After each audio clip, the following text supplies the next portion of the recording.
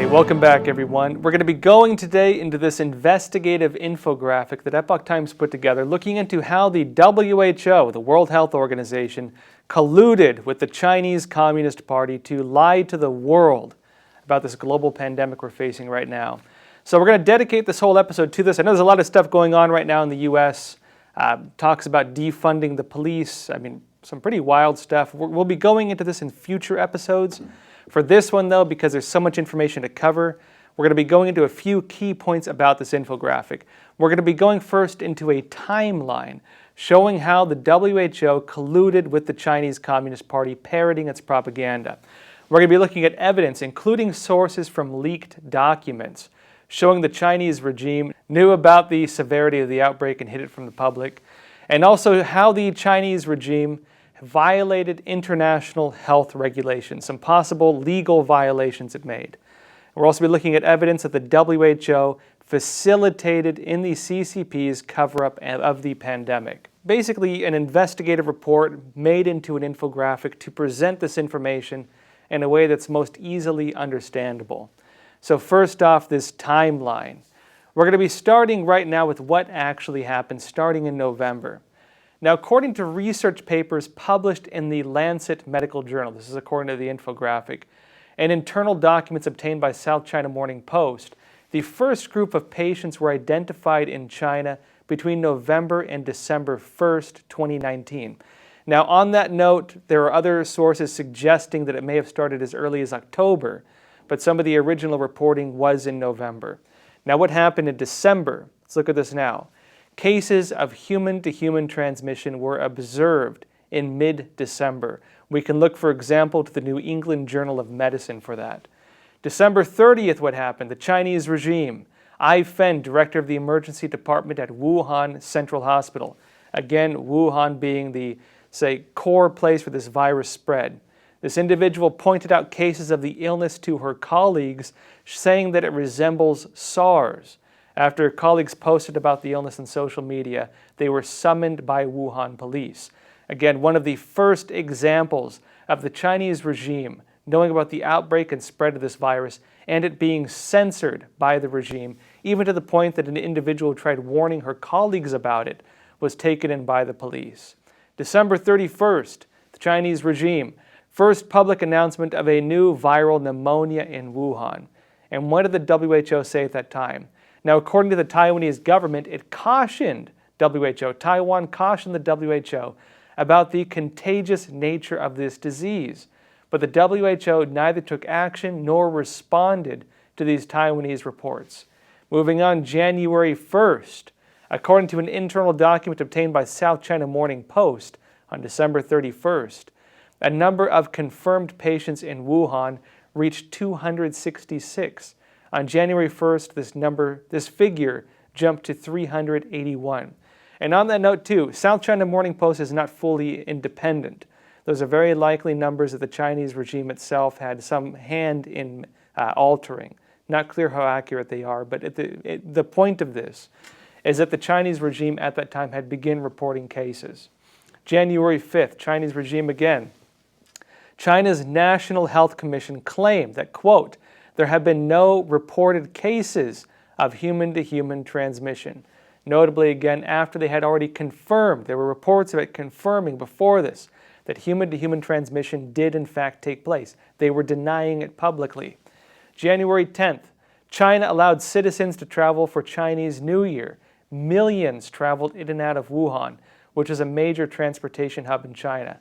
The main transportation hub of China, as a matter of fact. And the WHO, what did it do? The organization did not recommend restrictions for international travel, even to the point where they were criticizing the United States and other countries for restricting travel from China. January 11 to 17, what happened then? In China, 2 provincial-level political meetings were held in Wuhan as scheduled.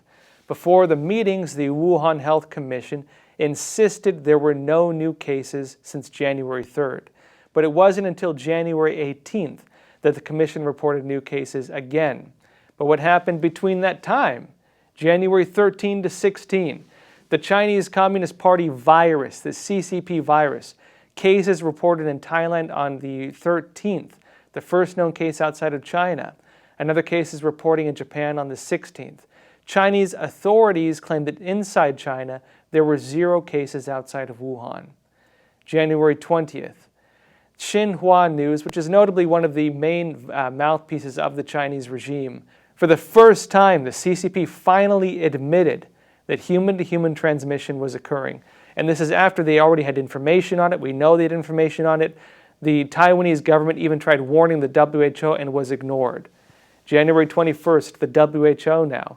The organization says that additional investigations are needed to determine the extent of human-to-human transmission. January 23rd, Chinese regime again. Authorities place Wuhan under lockdown to stop the virus from spreading. But from the lead up to the Chinese New Year until the lockdown, close to 5 million Chinese people had already left the city.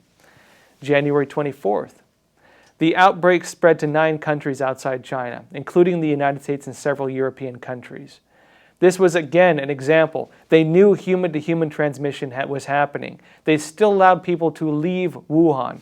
And what happened? People traveled abroad and began spreading the disease in other countries. In China, videos circulating on Chinese social media showed hospitals in Wuhan that were overcrowded with patients, and they said they had severe shortage of medical supplies. The WHO, what did it say at that time? The organization said it was too early to declare a public health emergency. Let's see a video of that right now. I'm not declaring a public health emergency of international concern today. As it was yesterday, the emergency committee was divided over whether the outbreak of novel coronavirus represents a fake or not. Make no mistake, this is, though, an emergency in China. But it has not yet become a global health emergency. Now, again, this is after the Chinese regime was already aware of human-to-human transmission. This was after the Chinese regime was already aware that the virus is spreading outside of China. This was after they forbade travel within China, but were still allowing people to leave Wuhan to go abroad. This was already becoming a pandemic when those statements were made. And what did the WHO say? We have January 28th. The organization said, quote, "The WHO delegation highly appreciated the actions China has implemented in response to the outbreak, its speed in identifying the virus and openness to share information with WHO and other countries." Again, notably, as the Chinese regime was censoring doctors, as it was censoring people trying to warn the world about it. January 30th, what did the Chinese regime do? The authorities quoted WHO's statement that same day to criticize the United States and other countries for evacuating their citizens out of China and shutting down borders. In other words, as different countries recognized what was happening in China, recognized the cover-up of the Chinese regime, and as the WHO came to defend the CCP and its narrative, despite the facts, the Chinese regime then used the claims of the WHO in its own propaganda. So how did the WHO respond to that? The organization announced that it, quote, "does not recommend any travel or trade restrictions based on the current information available." February 3rd, the CCP again. Numerous Chinese state media received orders from Chinese authorities to restrict their reporting about the outbreak. So while the WHO was praising the Chinese regime for its openness, the CCP sent out orders to restrict information. February 24th, Tedros said, again from the WHO, "For the moment, we are not witnessing the uncontained global spread of the virus." Here's a video of that now. For the moment, we are not witnessing the uncontained global spread of this virus. And so the context of that, to repeat, the context of that was there was already evidence it was spreading outside of China. There were already cases outside of China. They already knew of human-to-human transmission. The United States, other countries had restricted travel from China, recognizing that threat. And the WHO came out supporting the narrative of the Chinese regime, saying that it was not a threat. February 29th, the WHO says, quote, "countries implementing additional health measures which significantly interfere with international traffic are required to provide the are required to provide to WHO within 48 hours of implementation the public health rationale and relevant scientific information for the measures implemented. The WHO wanted different countries putting these restrictions in place to protect their countries. They wanted these countries to provide them with scientific proof of their actions, to validate their actions. That was what the WHO was demanding at that time. March 2nd, what had happened? A total of 8,774 cases were reported in 65 countries with 128 deaths. And the WHO still did not declare that this was a global pandemic. March 9, the virus spreads rapidly in several European countries. Many nations around the world began to take their own preventative actions, such as shutting down borders. And what did the WHO say? Here's a video from Tedros. But it would be the first pandemic in history that could be controlled. The bottom line is we're not at the mercy of the virus. And so after the Chinese regime had made all these different propaganda announcements, after the WHO had repeated them, after the WHO went after countries that were putting restrictions in place, after they claimed that there was no pandemic, after they claimed there was no human-to-human transmission, despite knowing about it, finally, March 11th, the WHO declares the CCP virus outbreak a pandemic. Here's a video of that. WHO has been assessing this outbreak around the clock, and we're deeply concerned both by the alarming levels of spread and severity and by the alarming levels of inaction. We have therefore made the assessment that COVID-19 can be characterized as a pandemic. 3 days later, March 14th, the Chinese authorities felt the urgency to resume production since late February. Provinces and cities outside of Hubei province, which is where Wuhan is, mostly reported 0 new infections.